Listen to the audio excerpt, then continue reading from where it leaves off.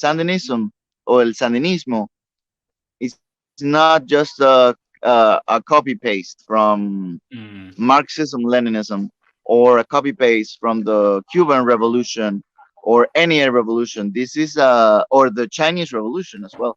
This is a revolution that is truly Nicaraguan, that it can only work here, and which is only objective, and it can only work here because of the it is a socialism with Nicaraguan characteristics, right?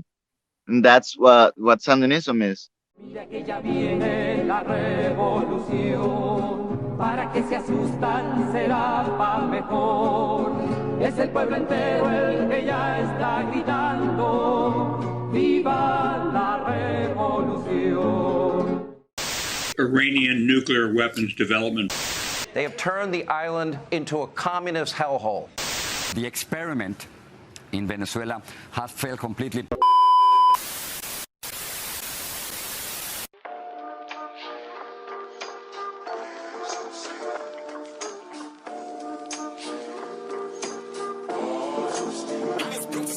For this fourth term, there's a plan.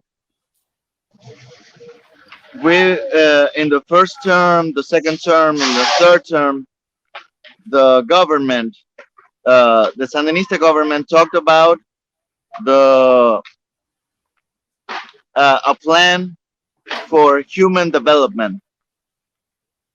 But now, in the fourth term, we're talking about a plan for beating poverty. That's the main objective.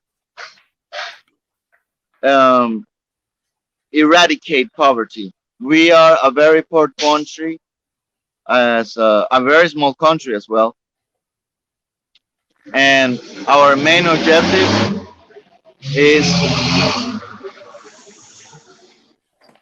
the complete eradication of poverty. That is our main objective. That is the objective of the revolution of the party, of the Sandinista party, is to eliminate all forms of poverty, extreme poverty, and any form of poverty. And we still have a long way to go, of course. We are a very small country, and we are a very poor country. But yes, like you said, the backbone of this revolution, as Sandino said, as Carlos Fonseca said, is the workers and the peasants, los campesinos y los obreros, como decía Sandino, as Sandino said, those the workers and the peasants are going there. They will be the only ones that will go until the end. Los obreros, los campesinos son los únicos que van a ir hasta el final. So the bourgeoisie, the petite bourgeoisie, they are not that important for the revolution. The only class that is truly revolutionary are the workers and the peasants.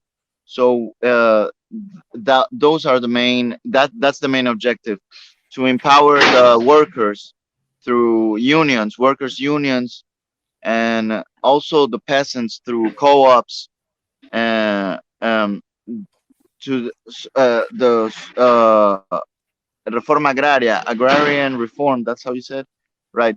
So for the peasants to be the owners of the land, to be the owners of a co-op, for them to be the truly revolutionary class, like Sandino said, yeah, because Sandino said, I incline for a co-op regime. Yo me inclino por un régimen de cooperativas. That is the main. That's the main ideological source, the stone from which we can develop all of the ideological Sandinista, the Sandinista ideology, because Sandinista, the Sandinism or el Sandinismo it's not just a copy paste from Marxism, Leninism, or a copy paste from the Cuban Revolution or any revolution. This is or the Chinese Revolution as well. This is a revolution that is truly Nicaraguan, that it can only work here, and which is only objective, and it can only work here because of the it is a socialism with Nicaraguan characteristics, right? And that's what Sandinism is. So that's the main objective, to eliminate poverty. And it's obvious that in the next 4 years or 5 years, it won't be done because the poverty is very strong. And of course with the sanctions as well, you're not only affecting government officials, as the U.S. imperialism says, you're affecting all of the country.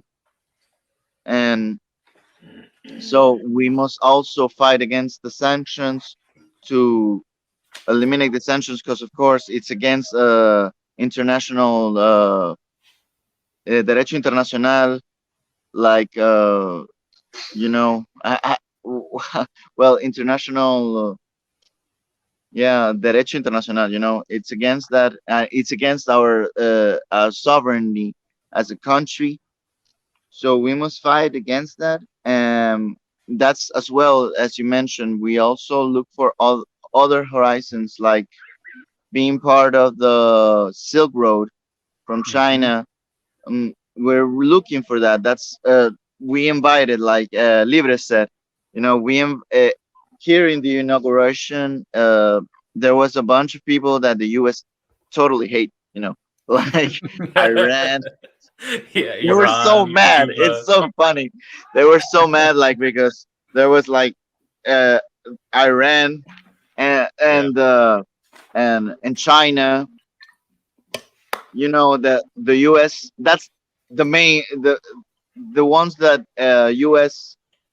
hate the most, right? Right. But we also have people like the Puerto Ricans as well. You know, Hmm. the people that are not strong as and powerful, like China or Iran, but they're fighting against imperialism as well. Puerto Rico and other countries that are not internationally recognized, like uh, s- uh, the Republic of I don't know how to say that in English. Sahauria, Hmm. right? So Western they're Sahara, I also think.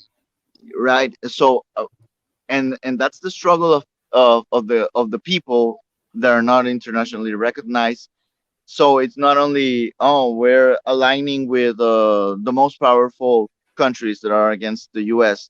Yes, we are, but also with the small ones, the ones that are still in struggle, like Palestine, like Puerto Rico, like Saudi. Hmm. So, and we're one of them. We are one of the small ones as well. And right now, these uh, liberal media outlets, they were talking about Nicaragua for 1 week, and then they will forget about us, as always. Yeah. And we will keep on struggling.